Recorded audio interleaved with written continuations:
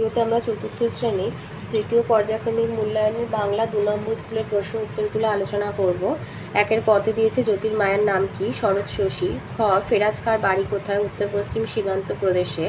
গ বড় মামার বসন্ত কুমারের বিশ্ববিখ্যাত বন্ধুর নাম রবি ঠাকুর বা রবীন্দ্রনাথ ঠাকুর।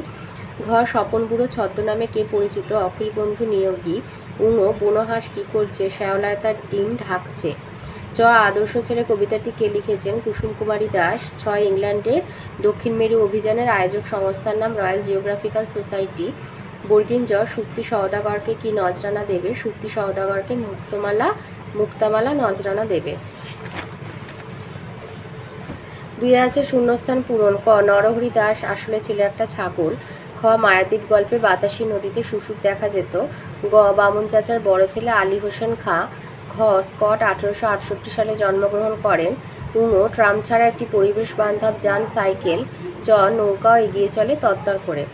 তিনে আছে স্তম্ভ মেলানো। ক নির্লোহিত হবে সুনীল গঙ্গোপাধ্যায়। খ ছন্দের জাদুকর সত্যেন্দ্রনাথ দত্ত। আর গ কাবুলিওয়ালা রবীন্দ্রনাথ ঠাকুর। চারে দিয়েছে বাক্য রচনা করো প্রতিবেশী দুরন্ত আর ঘুড়ি। তো বাংলাদেশ আমাদের প্রতিবেশী দেশ। খ দুরন্ত রামের ভাই খুব দুরন্ত প্রকৃতির ছেলে। গ ঘুড়ি শীতকালে মাঠে ছেলেরা ঘুড়ি ওড়ায়। আচ্ছা পাঁচে দিয়েছে বিপরীত শব্দ। কয়ে আছে স্বাধীনতা পরাধীনতা। জোয়ার খতে জোয়ার ভাটা। গতে দিবস রাত্রি। ঘতে দুর্বল সবল। ছয় দিয়েছে শব্দার্থ লেখো। বদর কতে আছে বদর পাঁচ পীরের অন্যতম বদরগাছি। জলযাত্রা যাতে নির্বিঘ্নে হয় সেই জন্য মাঝিরা এর নাম স্মরণ করেন। ক্ষয়ে আছে কাঠকুটো কাঠের ছোট ছোট টুকরো। গতে মারমেড জলকন্যা কাল্পনিক। আর ঘতে আছে খাসা চমৎকার। সাথে আছে প্রতিশব্দ লিখতে বলেছে দুটো করে। কতে আছে পৃথিবী। খতে আছে সূর্য। গতে আকাশ। আর ঘতে হচ্ছে শরৎ। তো পৃথিবী হলো জগৎ বা বিশ্ব। খতে সূর্য রবি তপন। গতে আকাশ গগন খ। আর ঘতে সড়ক হবে পথ সরণী। আটে রয়েছে লিঙ্গ পরিবর্তন করো রাজা রানী চাকর চাকরানী পিতা মাতা।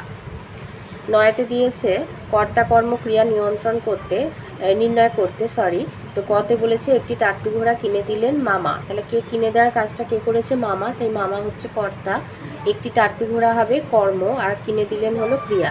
খতে জাদুমাল ওস্তাদ কুস্তি শেখায়। জাদুমাল ওস্তাদ হচ্ছে কর্তা, কুস্তি হচ্ছে কর্ম, শেখায় হলো ক্রিয়া। দশে আছে এলোমেলো শব্দগুলো সাজিয়ে বর্ণগুলো সাজিয়ে শব্দ বানাতে।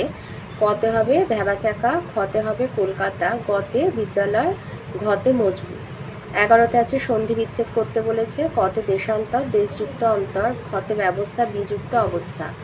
12তে আছে বর্ণ বিশ্লেষণ করতে। কতে দিয়েছে মুশকিল ম যোগ হর্ষই যোগ তালবেশা যোগ অ যোগ ক যোগ হর্ষই যোগ ল যোগ অ। আর খতে আছে চৌকার চ যোগ কৌ যোগ ক যোগ আ যোগ ঠ যোগ অ। 13তে বলেছে কতে বলেছে সারা দেশে সেদিন ছড়িয়ে পড়ল কৃষ্ণনগরের এই কাহিনী। কার লেখা? পৃথ্বীন্দ্রনাথ মুখোপাধ্যায়ের লেখা। কোন রচনার অংশ? বাঘা যতীন রচনার অংশ। আর সারা দেশে ছড়িয়ে পড়া কাহিনীর বর্ণনা দাও। রাস্তায় বেরিয়েছিল একটি পাগলা ঘোড়া, তা দেখে ছুটে সবাই পালাচ্ছে, কেবল একটি শিশু ভয় পেয়ে সেখানে দাঁড়িয়ে কাঁদছে। জ্যোতি ঝটপট ঘোড়া এবং শিশুর মাঝামাঝি যেই এসেছে অমনি ঘোড়াটি ঝাঁপিয়ে পড়ে জ্যোতির ঘাড়ে। জ্যোতি তখন তার কেশর মানে ঘাড়ের চুল ধরে বাঁধা দেয়। ঘোড়াটিও তাকে ঝটকা মারে, কিন্তু জ্যোতি তার পিঠে চড়ে তাকে নানাভাবে শান্ত করে আর শিশুটিকে বাঁচিয়ে তোলে। তো এই কাহিনীর মানে এই ঘটনা আর কি সারা দেশে ছড়িয়ে পড়েছিল। খতে দিয়েছিল ধলেশ্বরী আইলো নাকি ও মাঝি ভাই। কোন রচনার অংশ? এটা হচ্ছে আমার মার বাপের বাড়ি রচনার অংশ। কার লেখা? রানীচন্দ্র। বক্তাকে লেখিকার মা। আর ধলেশ্বরী এসেছে শুনলে বক্তা কি করেছিলেন? আর ধলেশ্বরী কেমন নদী? ধলেশ্বরী খ্যাপা নদী। বক্তা কি করেছিলেন? এটা তোমাদের বইয়ের 107 পাতায় রয়েছে। ধলেশ্বরী এসেছে শুনলে লেখিকার মা চোখ দুটো টিপে বালিশের ভেতরে মাথাটা আরও গুঁজে দিতেন। 14 আছে কোনটি কি ধরনের বাক্য? কতে আছে ছি ছি তুমি একাজ করলে, এটা বিস্ময়বোধক। আর খ তুমি কবে ফিরবে, প্রশ্নবোধক বাক্য। 15তে আছে বাঙালির প্রিয় উৎসব আর দিয়েছে শীতকাল। তো লিখবে বাংলা মাসের পৌষ মাঘ এই 2 মাস হচ্ছে শীতকাল। শীতকালে মেঘমুক্ত নীলাকাশ দেখা যায়। সাধারণত এই সময় বৃষ্টি হয় না, তবে রাতে শিশির পড়ে। এই সময় রাত বড় আর দিন ছোট হয়ে যায়। শীতকালে উত্তর দিক থেকে ঠান্ডা বাতাস বইতে থাকে আর রাতে কনকনে শীত পড়ে। এই সময় সকালের দিকে ঘন কুয়াশায় পথঘাট ঢাকা পড়ে যায়। শীতকালে শাকসবজি বেশি পাওয়া যায়, যেমন পালং শাক, শিম, বাঁধাকপি, ফুলকপি, বিট, গাজর, মূলো, টমেটো ইত্যাদি। আর ফলের মধ্যে পাওয়া যায় কমলালেবু, কুল, টেপারি। এছাড়া এই সময় পাওয়া যায় খেজুর রস। এই রস থেকে তৈরি হয় নলেন এবং পাটালি গুড়। আর বাঙালির ঘরে ঘরে পৌষ পার্বণে পিঠে, পায়েস প্রভৃতি ও মুখরোচক খাবার হয়।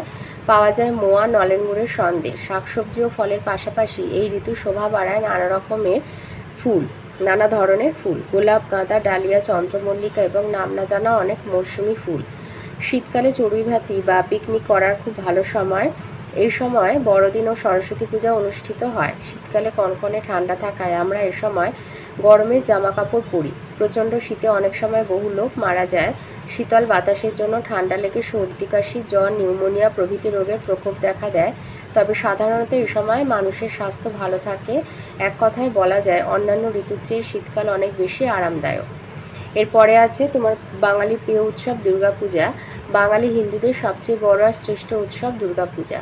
প্রতি বছর আশ্বিন মাসে এই দুর্গাপূজা হয়। শরৎকালে এই পূজা হয় বলে একে শারদীয় পূজাও বলে। দুর্গা প্রতিমা বেশ বড় হয়। মাঝখানে মা দুর্গা সিংহের ওপরে দাঁড়িয়ে থাকেন। তার ডান দিকে থাকেন লক্ষ্মী ও গণেশ, বাম দিকে থাকেন সরস্বতী ও কার্তিক। দুর্গার পায়ের নিচে বুকে ত্রিশূলবিদ্ধ মহিষাসুর থাকে। দুর্গাপূজা অনেক বাড়িতেই হয়, আবার বহু জায়গায় বারোয়ারি পূজা হয়, ঢাক বাজে।